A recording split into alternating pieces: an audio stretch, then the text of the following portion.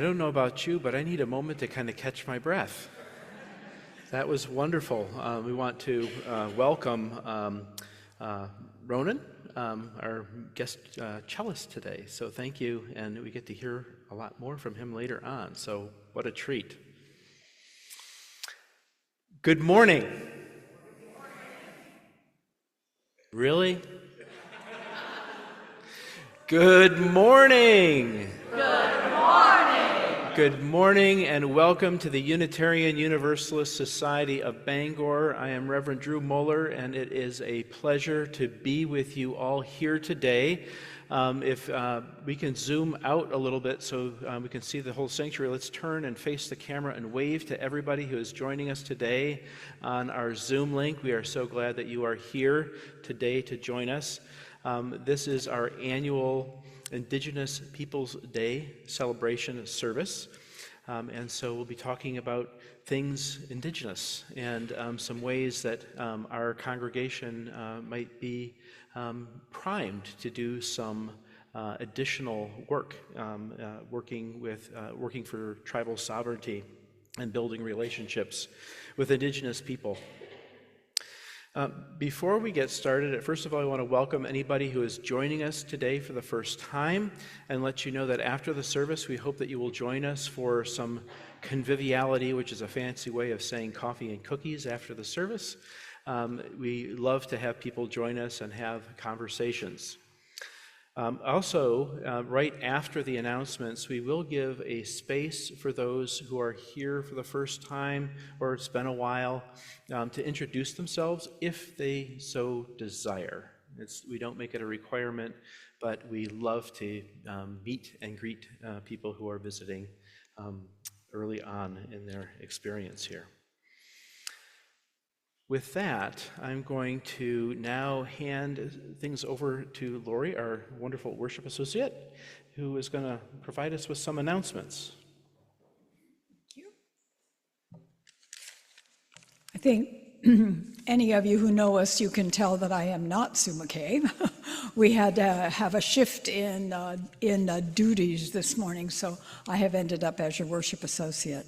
So for announcements, I will go through these as quickly as I can.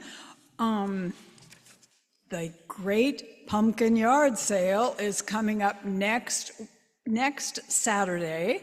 This week they will be collecting things, so anything that you have that's saleable, that you're ready to move on, please donate it to our yard sale.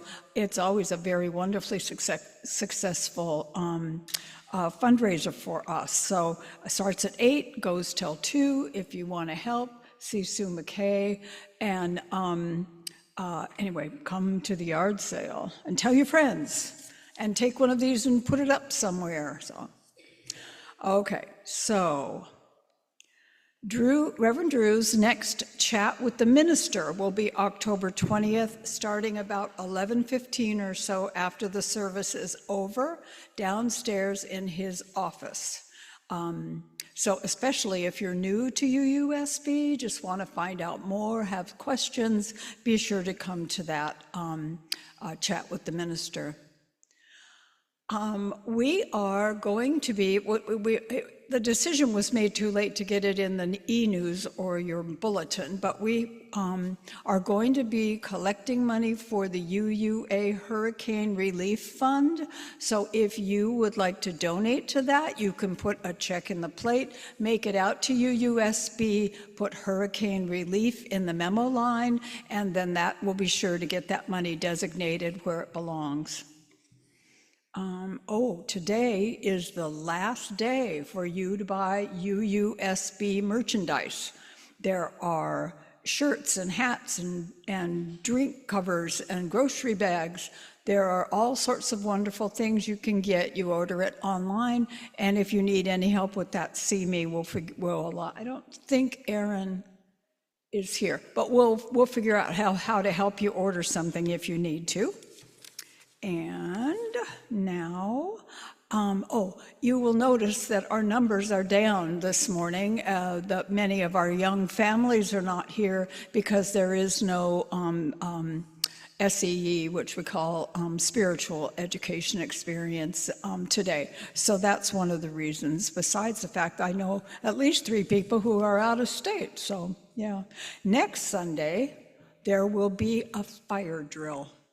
You'll be warned about it ahead of time, you'll be told what to do, and we just need to practice making that happen. So that will happen next week. I talked about the yard sale, and I think that's it from me, but I think Reverend Drew has something more for you.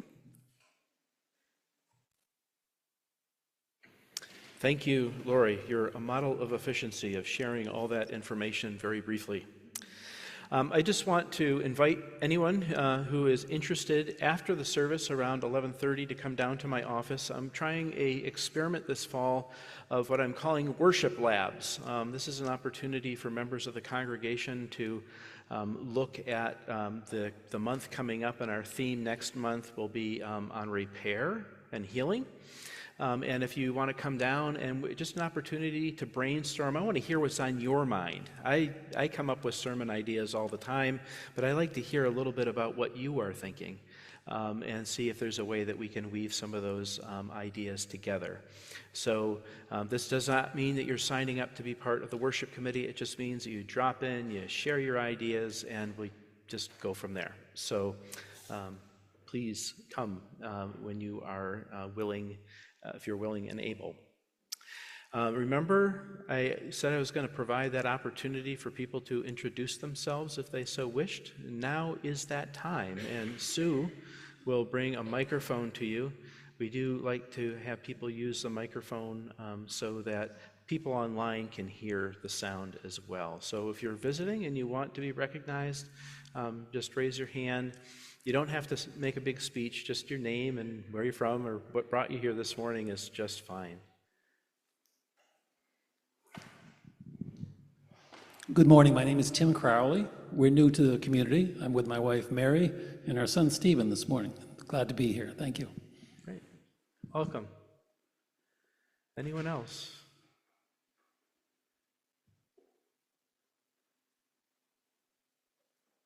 Okay. So with that, I'm going to invite Lori to come back to offer a land acknowledgement.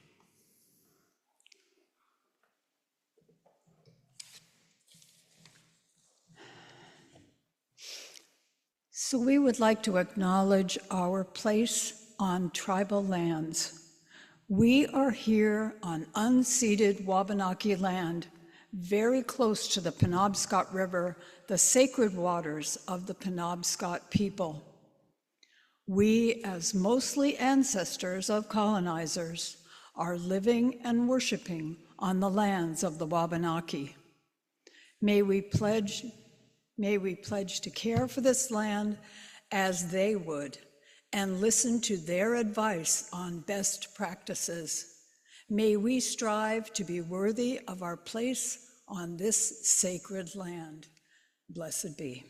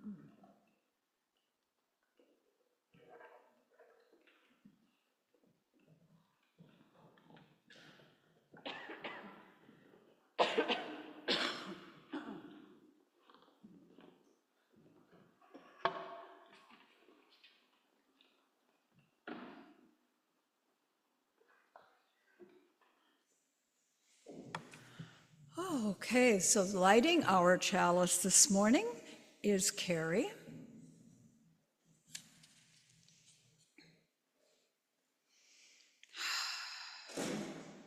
We light our flaming chalice as a beloved people, united in love and thirsting for restorative justice. May it melt away the tethers that uphold whiteness in our midst. May it spark in us a spirit of humility. May it ignite in us radical love that transforms our energy into purposeful action. This is a chalice of audacious hope. This chalice shines a light on our shared past, signaling our intention to listen deeply, reflect wisely, and move boldly toward our highest ideals. Blessed be. Thank you. And I've asked Carrie to stay up so that we can light the lotus candle here on our altar. Candle of compassion and holding space for the people who have been victims of the recent hurricanes, who are trying to pull things back together, and for the lives that have been lost. I now invite you to either rise in body or in spirit, meaning that you can sit if you're more comfortable that way, for our opening hymn, Ancient Mother, which is in the Teal hymnal. It is number 1069.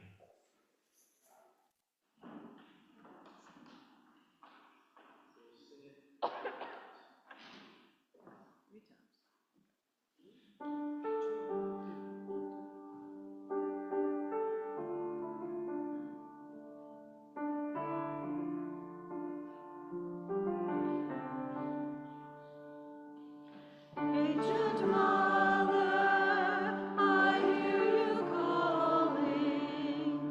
Ancient Mother, I hear your song. Ancient Mother, I feel your laughter. Ancient Mother, I taste your tears. Ancient Mother, I hear you calling. Ancient Mother, I hear your song. Ancient Mother, I feel your laughter. Ancient Mother, I taste your tears. Ancient Mother, I hear you calling. Ancient Mother, I hear your song. Ancient Mother, I feel your laughter. Ancient Mother, I taste your tears.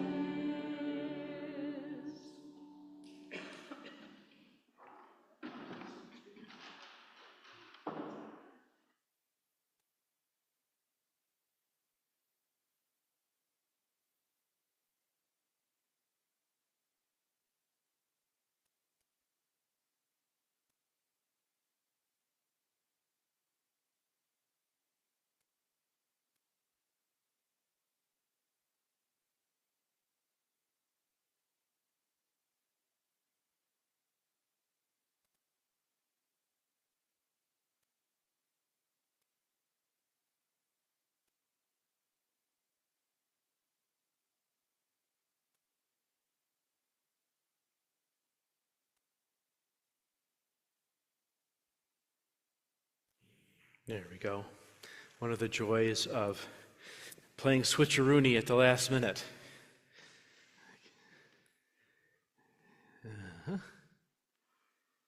Okay. Let me pull up all of my stuff here. I've got all kinds of interesting props today.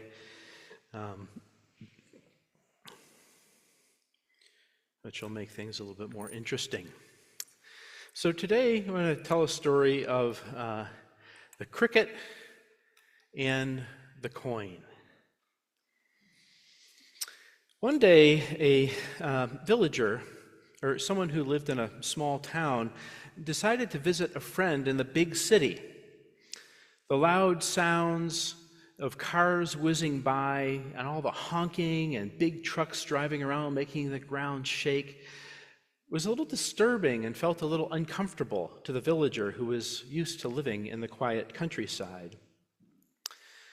One afternoon, the two friends decided that they were going to go for a walk in the city. And the friend who lived in the city took them through a local park, say like Central Park or some big, beautiful place. It was a beautiful summer day, and suddenly the villager stopped and then patted his friend on the shoulder and whispered, "Shh, stop. Listen for a moment. Did you hear that?" The friend turned towards the villager and said, "Hear what? What did you hear?" "There's a cricket nearby. I could hear it singing," the villager said. The friend, listening intently, shook their head and said, "Oh, wait a minute, that's a good one. You're trying to fool me, right? You're trying to pull a fast one on me.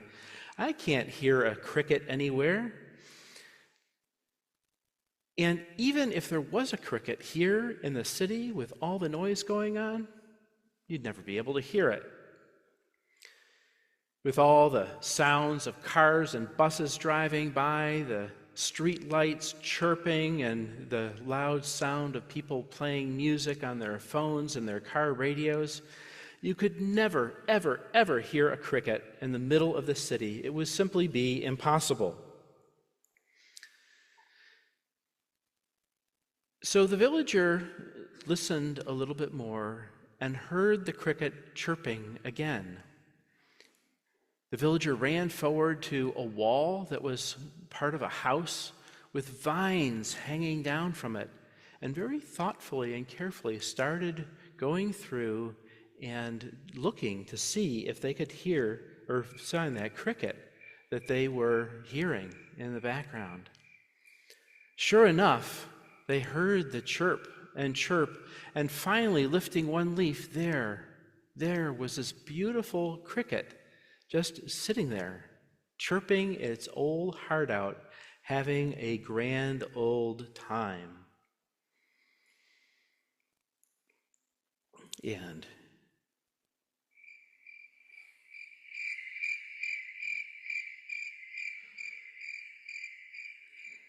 so a little time later, when the city friend and the villager got home, the city friend said, "You know, you country folks are able to hear a lot better than us city folks.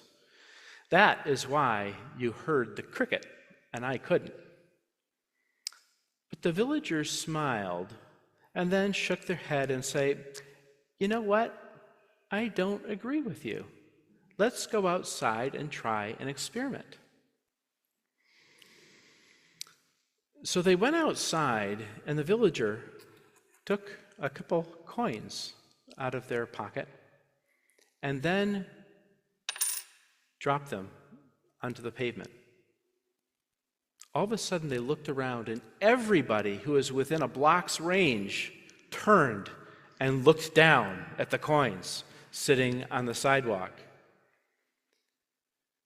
The villager then said to his city friend, "You see, the sound of those coins hitting the pavement wasn't that much louder than the sound of the cricket, yet everybody heard it. It's more a matter of what you choose to listen to or to tune into that matters." And that's our story of the cricket and the coins. So any comments on that? We always like to offer that for people if anybody has a reflection or some way that is touching them this morning. That's a beautiful story. Yeah. I think it applies to what we want to see. We have the microphone? Where'd the microphone go? On it. On it. Sue is always on it. That's the essence of Sue McKay.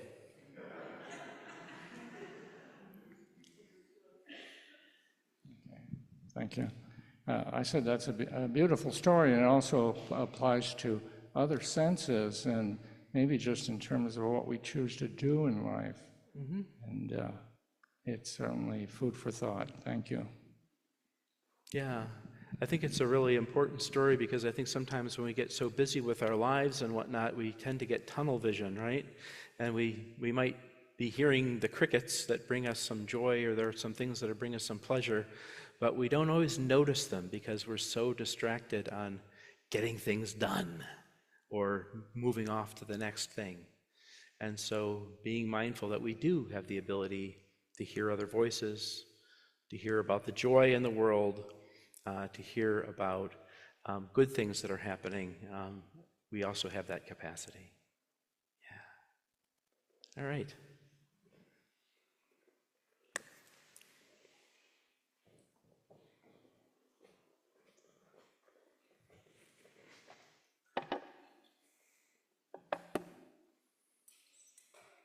And I'm going to make sure that I turn my phone off now so that it doesn't go off. Yes. Yep. I don't. Nope. Okay. That would be wise. Yeah. We'll have a moment or two. So, do our stay here in peace for our young people. Just a little transition.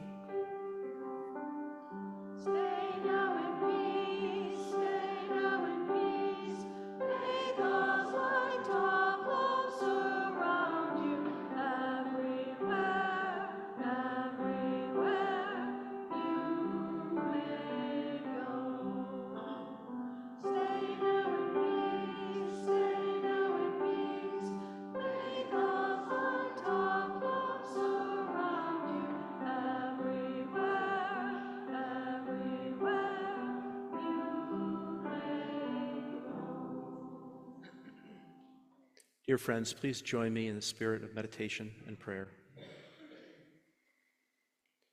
Great universal spirit, interconnected web of which we are a part, we gather in this time and this sacred space to hold up the joys and sorrows that make up our experiences in life. Today we remember loved ones who have passed. We continue to feel their presence and the ripples that they have sent out in the ways that they have touched our hearts and minds and spirits. Spirit, we also give thanks for loved ones in our community and family members who are caring and put a lot of energy into supporting us in difficult times and challenging times. We hold up with gratitude beloved staff member and all the wonderful ways that Kaz has contributed to our community.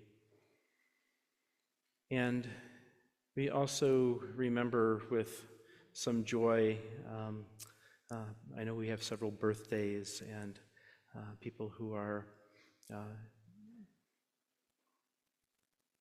celebrating other milestones that are happening at this time of year. Spirit, we are grateful for this community, a place where we can come and bring our joys and sorrows because we know that each life tells an important story and each life holds a deep and abiding truth. By coming together in this time in this way and sharing, we grow closer to each other and we grow closer to being one. Blessed be. Amen.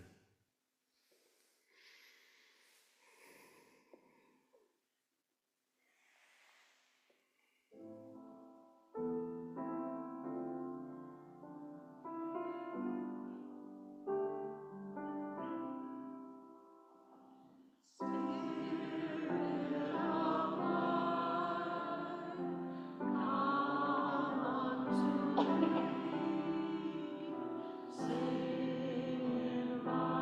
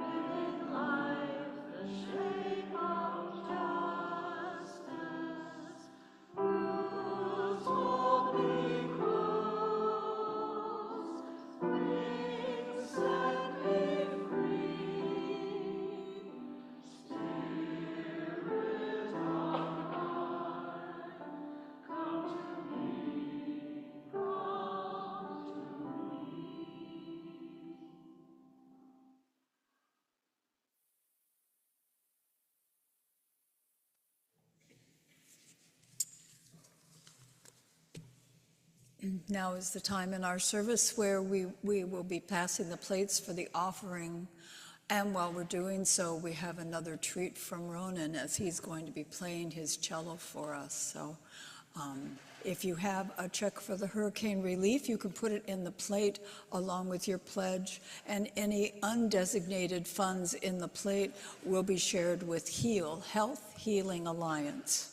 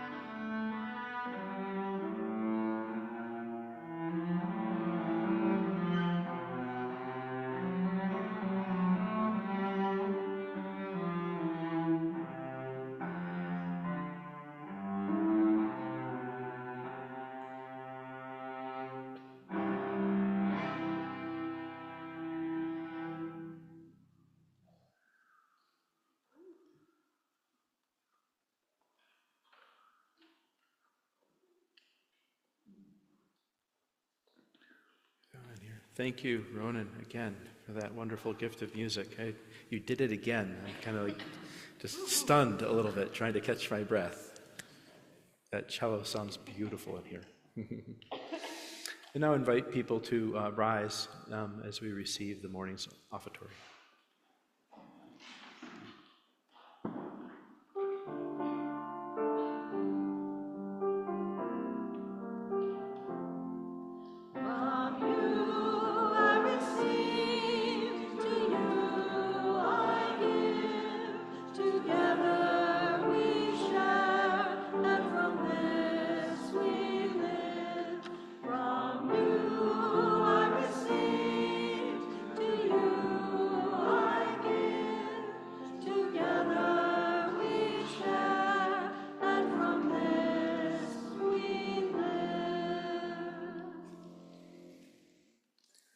It is with gratitude that we receive this morning's offering to support this beloved community and the good work of Health Equity Alliance.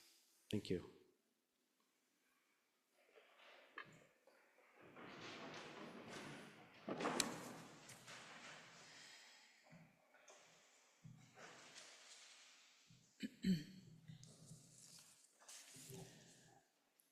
Our reading this morning is entitled Indigenous Peoples Day Prayer. It's by Reverend Steve Garnis Holmes.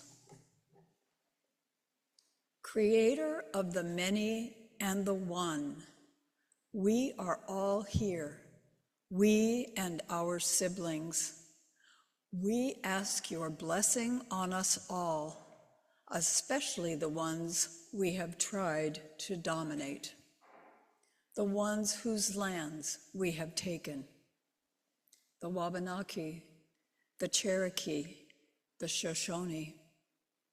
We have tried to eliminate them, the Pawnee, the Assabon, the Salish, but they are here. We are here together in the land. Our siblings have not rebelled against us, but they are with us in peace. The Tlingit, the Inupiat, the Hopi, they have stewarded the land for ages. The Maya, the Tekoa, the Maasai, and they are here teaching us. They have honored their wisdom and passed it on for generations. The Cree, the Lakota, the Seminole, and we would learn from them. Bless our siblings of the earth, the Wiradari, the Maori, and Sami, and move us toward humility and reconciliation, to learn to make reparations, to work together. Move us toward mutual respect and restore among us the harmony of siblings in one beautiful home. God of the one and the many, bless our manyness and make us one. Blessed be.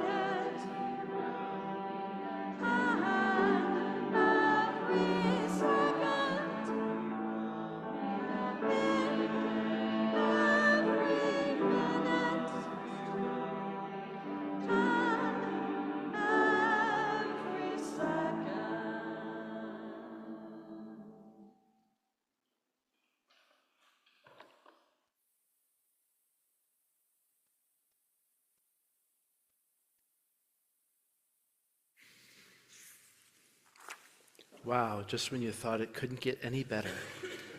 Yeah.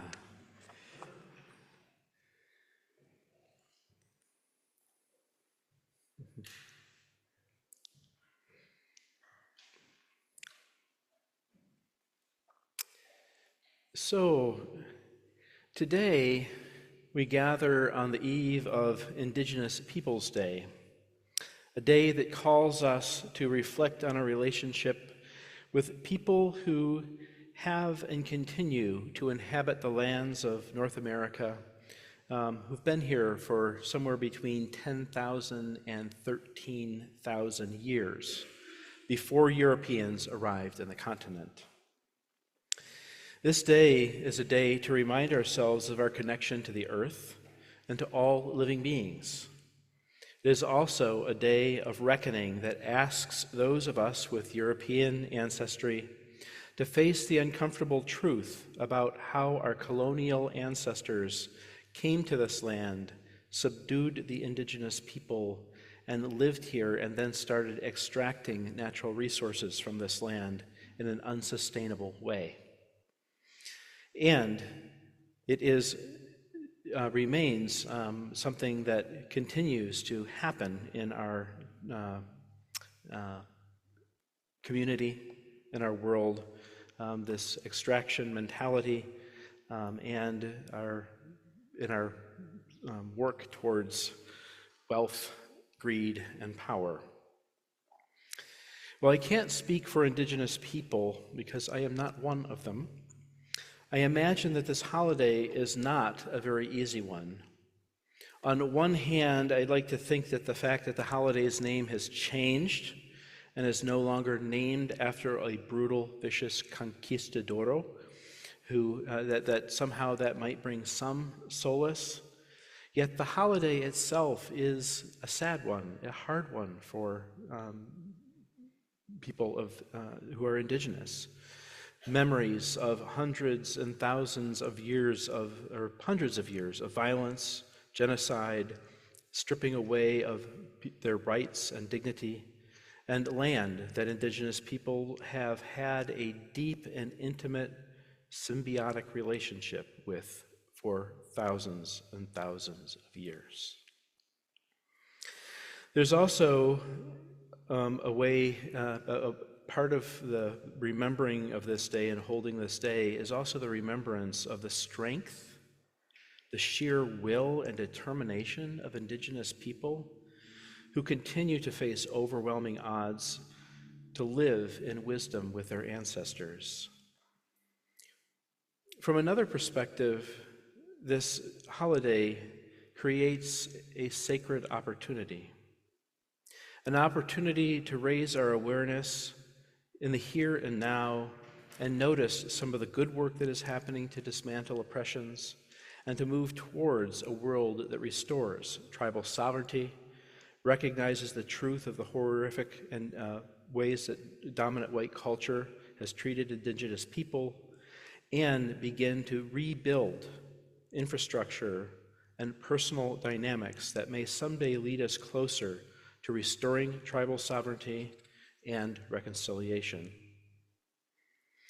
One of the many ways that thoughtful and caring people and institutions have been working to raise awareness, to educate people about the atrocities of the past and the hope for the future, and creating healthier relationships with Indigenous people is through land acknowledgements. In our community, we have had a small group of people who have talked about the possibility of making land acknowledgements a regular part of our worship services and our congregational way of being. We've had some dialogue over the last, I think it's been at least a year and a half about this, and I have been a little reluctant to just jump in and start doing it without taking some time to really delve into what land acknowledgements are. We've heard from Indigenous people that they like us doing these land acknowledgements if they're done in a particular way, if they're done in a very sensitive and meaningful way. And we've also heard that it's not something that should be taken lightly, but shouldn't be overbearing at the same time. but that if we just say words and don't follow them up with actions, they ring hollow. One of the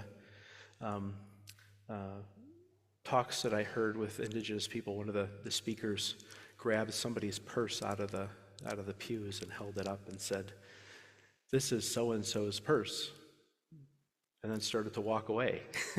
Somebody said, "Well, I want my purse back." He says, "Yes, this is this person's purse," and then he turns around and walks away.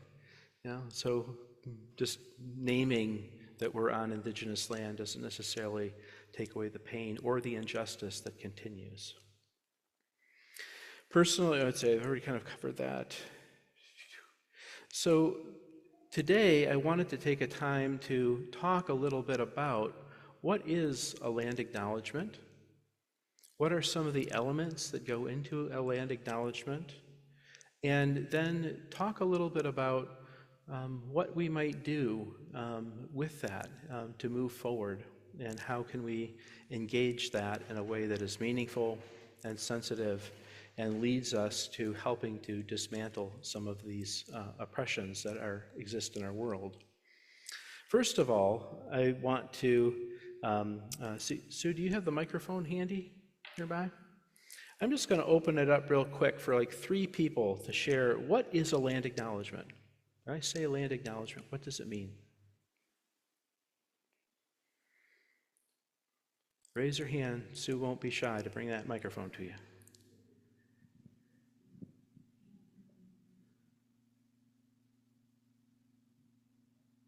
Oh, okay.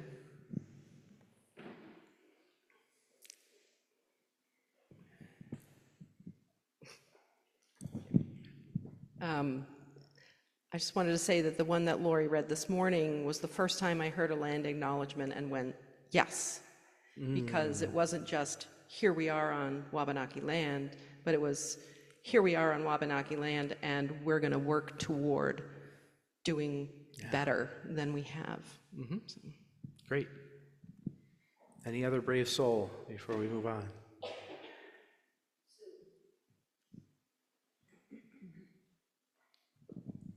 One of the exercises that we did on this day several years ago was, I hope some people remember, there was a map of Maine on the floor, divided into counties, perhaps? I don't know. Sorry. Anyway, people were placed inside of the individual counties, if that's what they were, according to and proportionate to the number of natives that once inhabited those lands. And then one by one, we were all removed. And it was so, so profound, really, so visual. Thank you. Yeah, that was a worship that we did with Wabanaki Reach. We modified one of their workshops and worked with them on that. And it was the chunks of the map were divisions based on the watersheds of Maine. Yeah. Okay, Sue, I think you're, one more? Oh, good, okay. One more.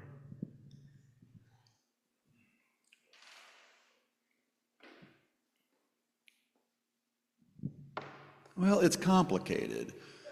Yeah. And what I hear often is an apology, which is certainly relevant and due, because horrendous things humans have been doing to each other, not just about colonization, but for everything. But my problem with it is, it sort of implies there was this wonderful, perfect world before the Europeans came here. And the native people were slaughtering each other, and the Anastasi took it from the whoever was before that, and the Iroquois were killing the Pequot. That's why the Pilgrims got helped out, because that tribe was on their last few people, because they were being wiped out by the next tribe.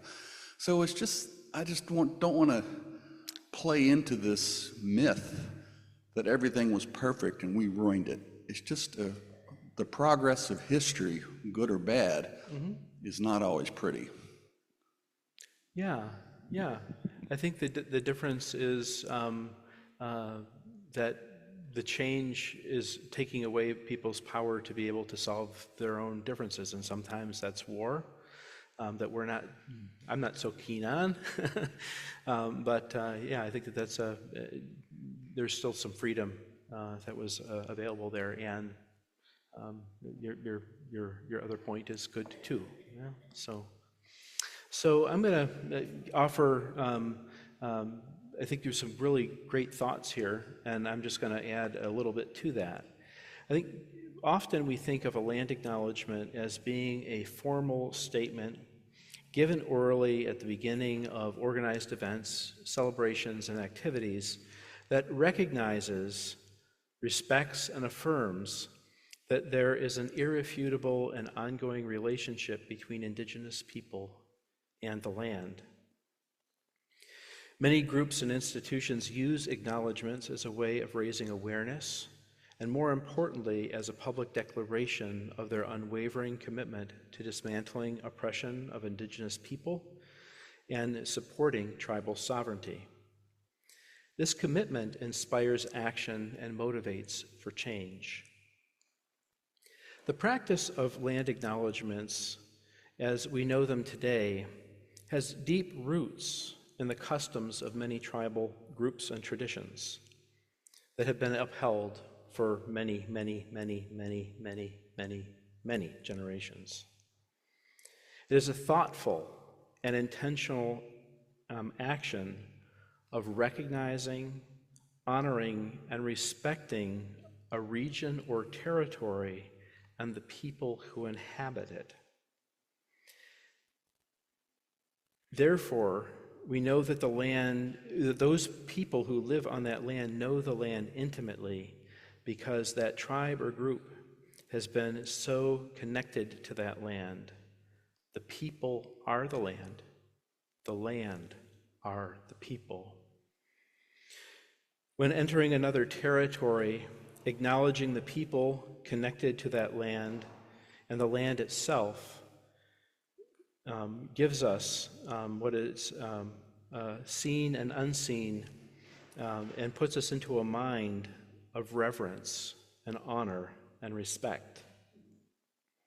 After reading and listening to several talks about land acknowledgement, I am left with an understanding that land acknowledgement is more than just a simple declaration or statement.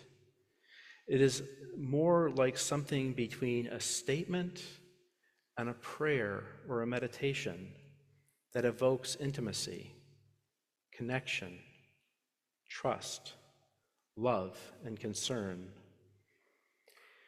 It puts love and respect at the center.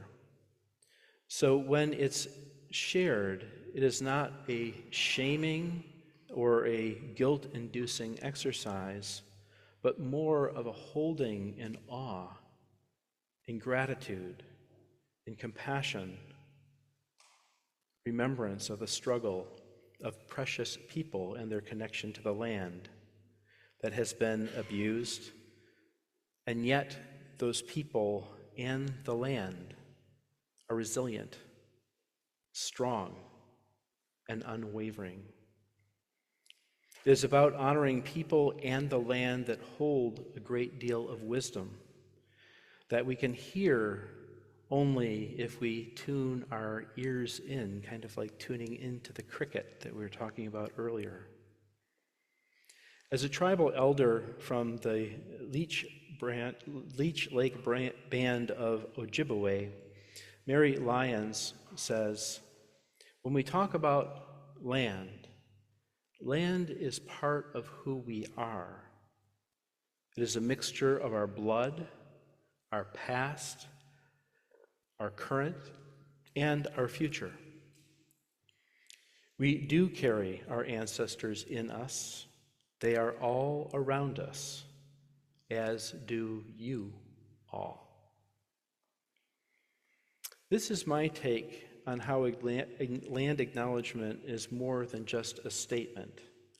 And in full disclosure, this awareness reflection has just come to me in the last couple days as I've been preparing for the service. So I've not had a chance to bounce it off of Indigenous folk, which I hope to do in the near future. The evidence that I see for this comes in some of the instructions that I hear from Indigenous groups about the importance of being intentional in creating our land acknowledgements. Here are some suggestions that seem to be pretty common among the different people that I read and listened to group discussions on. The first suggestion in creating a land acknowledgement is doing self-reflection. Ask, why are we doing this land acknowledgement? If we're hoping to inspire others to take action to support Indigenous communities, you're on the right track. If you're delving or delivering a land acknowledgement out of guilt or shame, or because everyone else is doing it, maybe some more self-reflection is necessary. We can ask, what is the end goal? Why do we hope listeners will do after listening to that land acknowledgement? And also ask, when will that land acknowledgement have the greatest impact? Think about your timing, your audience. The second suggestion for creating land acknowledgements is kind of doing your homework. Putting in the time necessary to research some of the following topics: the Indigenous people to whom that land belongs, learning about their history, learning about treaties, learning about tribes. How many people here have gone to a Wabanaki Reach workshop? I'm guessing we've got a fair amount of people, but since COVID, I don't know there's been a lot of workshops out there. But some really great workshops that help us understand a little bit about the Indigenous people here in Maine. Perhaps we would want to put some energy into learning a little bit of Indigenous language. For instance, trying to learn how to pronounce Wenapasi, which means the people where the white rocks extend out, that we usually think of as the Penobscot. It is a name that doesn't necessarily refer to a people, but the people who are part of the land between Old Town and Verona Island. It's also can be translated as a place of descending rocks and ledges, referring to the water that flows over that land. Learning the names of tribes and places that are important to them is another part of that learning process. Another area that is encouraged is to use appropriate language. Learning not to sugarcoat the past. It's appropriate when doing land acknowledgements to use terms like genocide, ethnic cleansing, stolen land, forced removal, to describe the actions taken by colonizers. It's important to recognize relationships as being past, present, and future. Indigenous people are still here. They have been here a very, very long time, longer than any of our ancestors. And so being able to talk about Indigenous people in the present is a really important thing. This is not something that a civilization or a people or a wisdom or a land that lived a long time ago only. It's also here in the now. Land acknowledge. This is an interesting one because I think this is relates a little bit to the point that I made earlier. But land acknowledgements shouldn't be grim. How can you use that language that I just talked about and not feel a little grim? But it should function as a living celebration of Indigenous communities. Ask yourself, how am I living or leaving Indigenous people in a stronger, more empowered place because of this land acknowledgement. Focus on the positivity of who Indigenous people are today and the work that they are doing today. And finally, as I mentioned before, land acknowledgements by themselves can be powerful statements, but they lose their power if they are not backed up with action, right? So, as a community, we have done some work in relation to some of our Indigenous siblings here. We have been involved in creating and investing in the Four Directions Corporation, which is a corporation that allows, if you live on tribal land, because everyone owns the land, you can't get a mortgage because the bank wants the land as collateral. So many years ago, and does anybody know when this started? I don't know the year that we started getting involved in this, but Charlie Boothby and I think Nadley were involved in getting us started in this. And I think we've got, at least on our balance sheets, we carry about $16,000 worth of investment, individuals in the congregation. But it's an opportunity that we've taken advantage of, but maybe we should be opening up a little bit more so that we can get more people involved and help other people be able to afford getting mortgages or low-cost loans through this corporation so they can live on their Indigenous land, build homes there. We have been involved in hosting, from time to time, Wabanaki Reach workshops, and as Pat pointed out, worship services. We annually do a Indigenous Peoples Day service. And we've had some programs for our young people to have direct contact with Wabanaki people through the Mid-Maine Youth Group when that was still active, and our SE program. One of the things that Kaz has been able to do in the last couple of years is have some of our young people go up to greenhouses that are on tribal land and help plant and harvest there.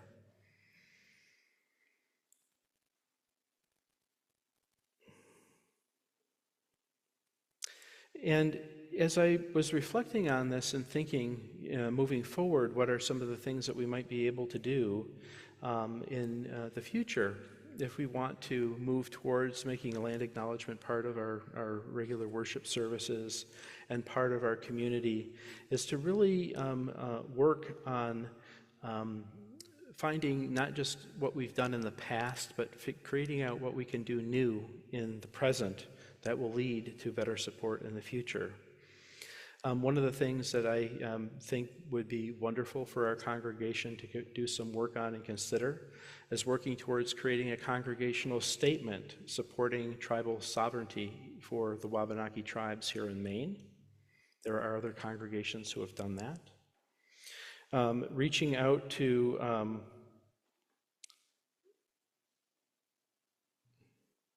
I'm going to have to come back to that because I'm not quite sure what I wrote there.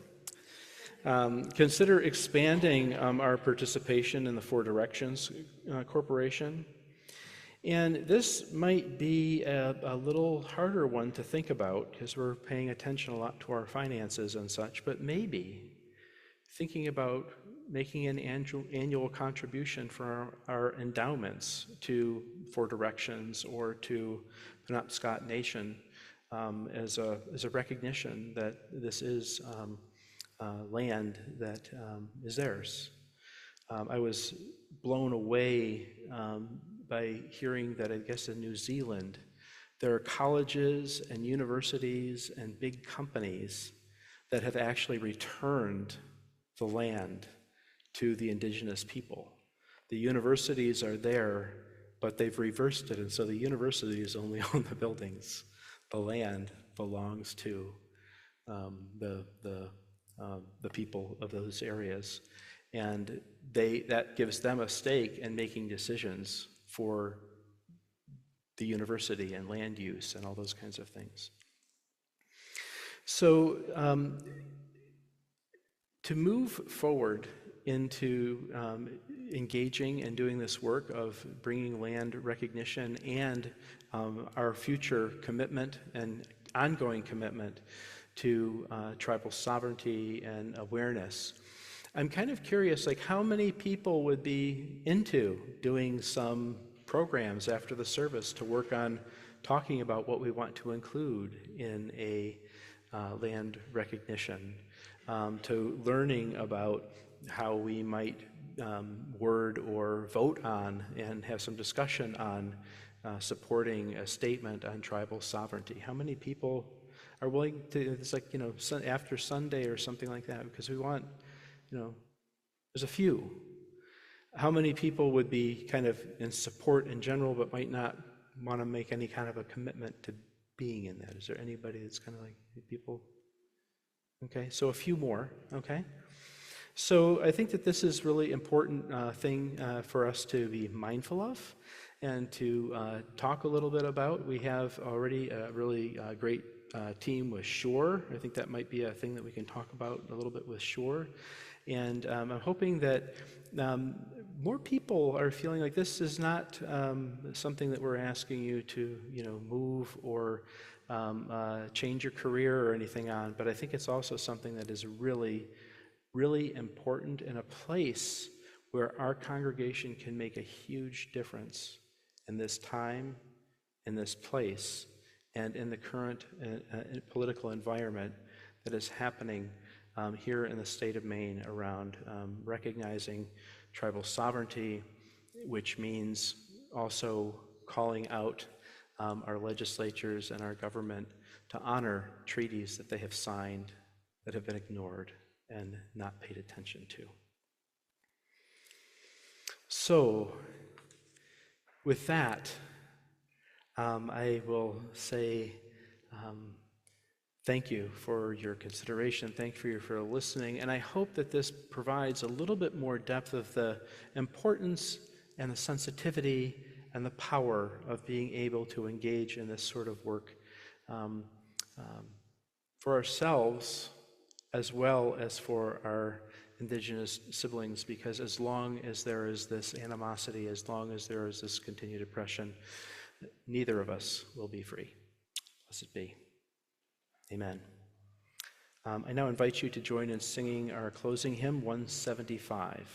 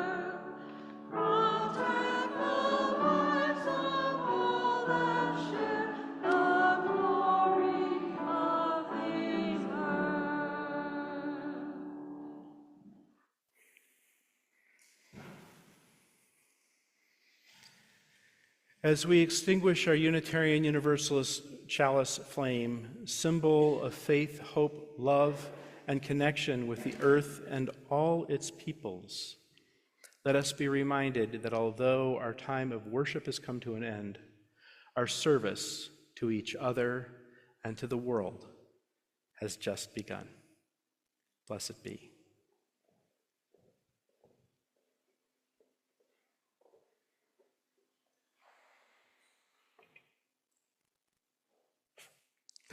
Nice. I invite you now to join in singing our benediction.